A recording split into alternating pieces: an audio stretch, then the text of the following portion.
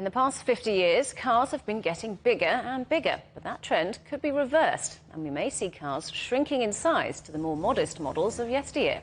Industry figures say it's because electric cars do not require bulky internal combustion engines. Smaller cars also have significant benefits in terms of parking, congestion and fuel economy. Well, let's talk to David Bailey, Professor of Business Economics at Birmingham Business School. David, half the world has an obesity crisis and our cars have got fatter too. Why is that? I think you're absolutely right. Part of it has been about this massive trend towards SUVs, so these crossover vehicles that people see as trendy, a better driving position higher up, and people have liked to surround themselves with a lot of metal, effectively, for safety reasons. So if you think about crumple zones, safety cells, airbags, a lot of safety stuff has been associated with size, but also fashions as well, the shift towards SUVs in recent years. But you think EVs might change that obsession with bulk? It's very difficult to change this sort of hang-up around the kudos of having a big car if you're successful, isn't it?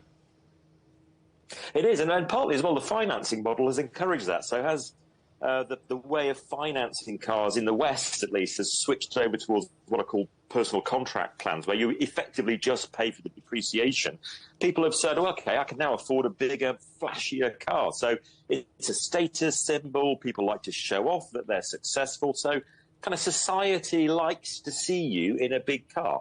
But the shift towards electric cars is going to really change the way cars are designed. Instead of having a big internal combustion engine, you could have a flat pack of batteries, motors on each wheel. You suddenly got a whole load of space to play with. And you could configure a car to put lots of space inside, but a smaller external footprint. So I think over time, as batteries improve, they get smaller, the charging infrastructure gets better, so you don't need such a big battery pack, cars could get smaller.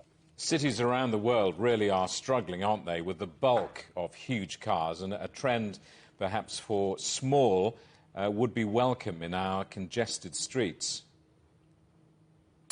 Yes, I think they would. I mean, some of the massive cars that we see today, they take up road space, they add to pollution, they wear the roads out more quickly, and also they are difficult to use, certainly in European cities with historic centres.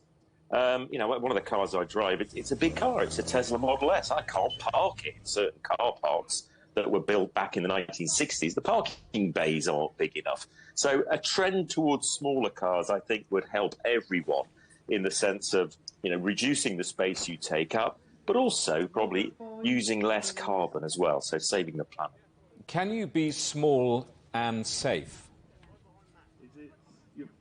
Yes, I think you can. I think one of the interesting things that's coming up is the fact that you know, you're going to see much more in the way of driverless assistance features in cars, even if fully driverless cars might not appear until the back end of the next decade.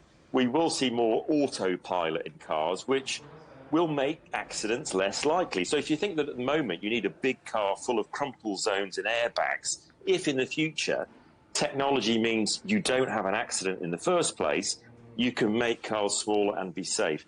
The other thing to note is that small cars increasingly perform very well in crash safety standards with the improvements of technology. I mean, whether or not they'll be cool is a different question, but they can be safe.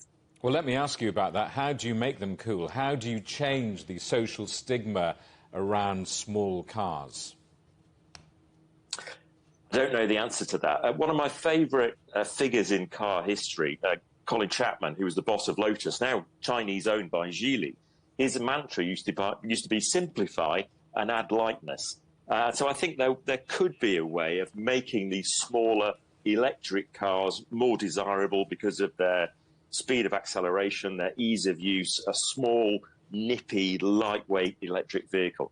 Maybe, just maybe in the future, we might look back on these vast SUVs as kind of old dinosaurs. That's my hope, that we could go small and cool. David, good to see you. Thanks very much for coming on the programme again. David Bailey, Professor of Business Economics at Birmingham Business School.